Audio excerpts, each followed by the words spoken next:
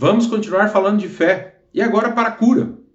Eu lembro que, como eu contei o testemunho ontem sobre o emprego, né, onde o Senhor me prosperou, me abençoou, eu hoje quero contar para vocês acerca de algo sobre saúde.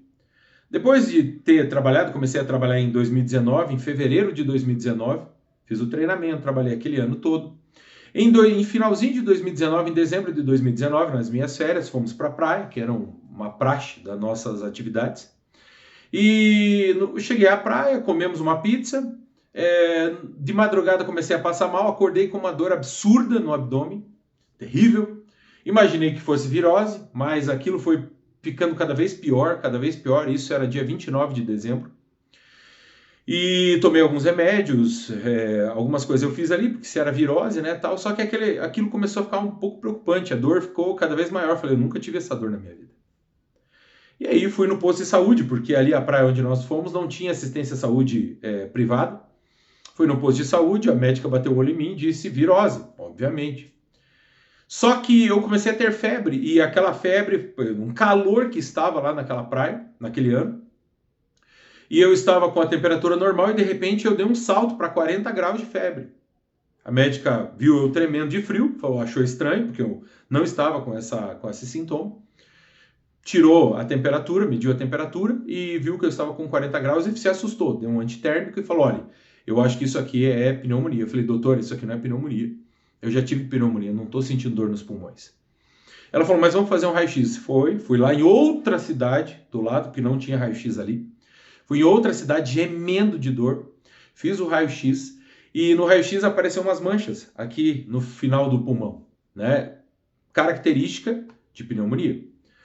E ela pegou e falou, olha, você está com pneumonia, mesmo que você diga que nunca sentiu isso, né? O meu diagnóstico é esse e você vai começar a tomar agora antibiótico intravenoso. Aplicou antibiótico no soro, né? E foi aquele primeiro dia. No segundo dia, ela disse, ó, você tem que vir 5 dias aqui seguidos tomar esse antibiótico intravenoso. No segundo dia, fui tomar um antibiótico, era diário. O outro médico falou, não, isso aí não é pneumonia, nada, isso é virose. Desse jeito. Mas, mesmo assim, aplicaram antibiótico. No terceiro dia, eu já não aguentava mais de dor. Isso porque eu fui teimoso, porque eu mandei uma mensagem para uma médica amiga minha, já que eu visito médicos, e ela disse assim, André, corre para Curitiba e vá ver isso, porque isso aí é um sintoma mais grave. E eu fui teimoso e fiquei mais um dia. No terceiro dia, já dia 30, no dia 30, isso mesmo, chegou a hora do almoço, eu não aguentava mais, falei, pelo amor de Deus, me leva para Curitiba, né? Era 100 e poucos quilômetros de Curitiba. Fui gemendo de dor, quando cheguei na porta, nem fui para casa, nada, fui direto para o hospital porque eu não aguentava mais.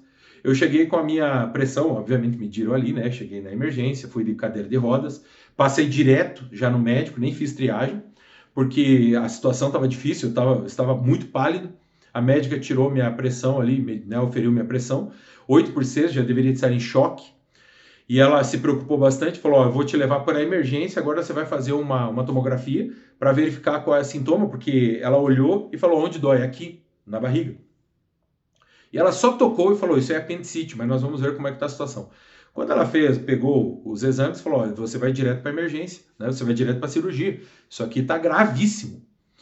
E nesse gravíssimo, né, continuaram me dando medicação e tal, só que o plano de saúde errou um número. E não tinha quarto para eu ficar, porque o plano de saúde errou. Passei do dia 30 para o dia 31 tentando resolver isso. Às 2 horas da manhã do dia 31 conseguiram resolver isso, mas já não tinha médico. A médica me deixou confortável, aplicou medicações fortes, provavelmente foi morfina. E eu comecei a declarar e fiquei preocupado. Falei, Deus, será que eu vou morrer? Aí perguntei para minha cunhada, né, que move também no dom de profecias, e perguntei para ela, filha, o que Deus fala aí sobre mim? Não, filho, pastor, você vai viver, vai ser difícil, mas você vai viver. Então eu falei, eu vou declarar a vida. E comecei a declarar a vida, em nome de Jesus, enfim. No dia 31 fiz a cirurgia, né? O médico falou que seria rápido, 40 minutos, demorou 2 horas e meia. Foi um transtorno enorme, eu deveria ter aberto o médico deveria ter aberto meu abdômen para fazer essa cirurgia, porque ficou feio. Mas ele conseguiu resolver aquilo. Fui para o quarto, eu estava tão bem, tão maravilhosamente bem no dia 31. Vi os fogos de madrugada, né, lá da janela do 8º andar do hospital Marcelino Champagnat. Quando deu 2 horas da manhã, o enfermeiro veio e perguntou, André, você está bem? Falei, olha, né, tô ótimo, eu estava me sentindo ótimo, fiquei 3 dias quase, né, 4 dias sofrendo de dor. E ele falou, não, tem alguma coisa errada, mas, né, chegou 5 minutos depois, ele chamou o chefe da enfermaria, o chefe dos enfermeiros. Fez as mesmas checagens e perguntou, você tá bem? Falei, eu estou ótimo. Falou, então tá bom, mas espera aí um pouquinho. 5 minutos depois veio a médica de plantão. Perguntou a mesma coisa, André, você tá bem? Eu falei, doutor, essa é a terceira pessoa que tá me perguntando se eu estou bem. Tem alguma coisa errada, o que que é? Eu falei, não, a gente notou aqui uma coisa equivocada, eu vou tirar o sangue e a gente já tá preparando uma sala na UTI para você. Eu falei, meu Deus do céu, doutor, mas que negócio que é esse? Estou tão bem. E continuei declarando. Mas na minha cabeça veio, você vai morrer. Mas eu falei, Satanás, cala tua boca em nome de Jesus, eu declaro vida. Eu vou viver, porque Provérbios diz, da sua boca fluem vida e morte. Eu declarava vida. E vida, eu vou viver, tal, tal, tal. Fui para a UTI, fiquei 4 dias na UTI, foi um processo complicadíssimo. Mas estava bem, perto do que eu já tinha sofrido. Fui para o quarto, mais 1 dia e meio, o médico me liberou. Amém, glória a Deus. Eu falei, passei dessa. Tive que fazer fisioterapia respiratória, meu pulmão ficou tomado, né? Eu tive peritonite, que é o nome da doença de quem agrava a apendicite, né? Porque o peritônio fica todo inflamado, todo infeccionado, devido ao estrago que havia feito, né? O meu intestino rompeu, coisas ali, né? Vazou o excremento para todo meus órgãos internos, foi feita limpeza e tal, foi feito dreno, tomei antibiótico. Uma semana depois de eu ter saído do hospital, eu notei que algo estava errado, né? Existia uma secreção muito grande saindo do dreno. Falei, opa, isso aqui tá anormal. Eu tive que trocar várias vezes. Falei, isso aqui tá anormal. Achei que tinha rompido alguma coisa, achei que era sangue, não sei o que podia ser.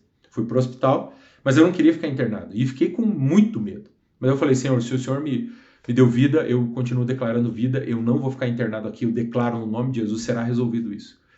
A médica me atendeu, viu minha situação, fez novamente a tomografia agora com contraste, viu que a situação não estava tão bem assim para eu ter sido liberado do hospital. E quando eu desço do exame, a médica que me atendeu, né, que me internou e tudo mais, lá atrás, na semana anterior, das 2 semanas anteriores, ela olhou para mim, ô André, tudo bem? Como é que você tá? Eu falei, eu tô bem. Eu falei, mas o que você tá fazendo aqui? Eu falei, não, doutora, veio, né, vim aqui, o dreno tá vazando. Ela falou, não, o que você tá fazendo vivo? Era pra você ter morrido.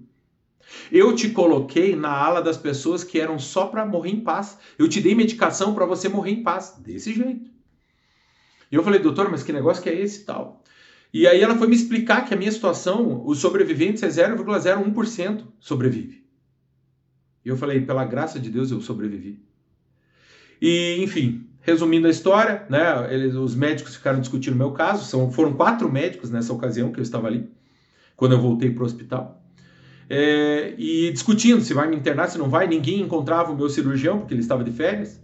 E aí o médico que iria fazer a minha cirurgia, o doutor André, que é o mesmo nome que o meu, e o doutor Francisco, que fez minha cirurgia. O doutor André olhou e falou, André, eu não consigo falar com o Francisco. Francisco é meu amigo. Eu sabia do teu caso, porque eu ia fazer a sua cirurgia.